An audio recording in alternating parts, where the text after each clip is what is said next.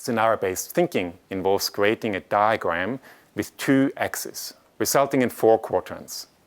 Each of those quadrants become a potential future scenario. The first step is to identify relevant factors for the scenario you're exploring. Those become the 2 axes of your scenario planning diagram. Let's see what that looks like using the COVID-19 pandemic as an example. This example is based on an article published in The Conversation titled, "What will the world be like after coronavirus? 4 possible futures." So one of the factors might be what is used as a driving economic principle. Another driving factor might be how things are organized. In the next step, we identify labels for those axes.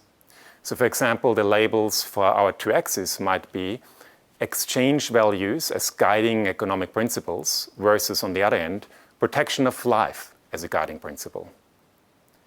And organizing a centralized response versus organizing a distributed response. Once you're happy with your axes, you will need to collect data, for example, from reports or talking to experts, to better understand each of the 4 emerging scenarios. In a final step, you can label the 4 quadrants and write a short narrative that tells the story of each of the 4 potential futures. For example, having exchange value as guiding economic principle combined with a centralized response results in a state capitalism. Having protection of life as a guiding economic principle and a distributed response results in a mutual aid scenario, with local communities playing a more important role in a post-pandemic recovery.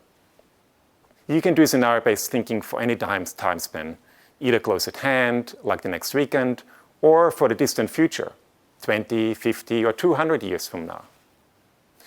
Learning design thinking methods is like learning to play an instrument. You need to practice to get better at it. With more experience, you will become able to use design thinking methods more intuitively, and you will get better at connecting dots, becoming a more creative problem solver.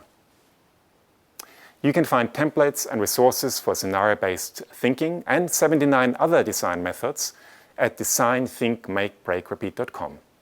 Have fun!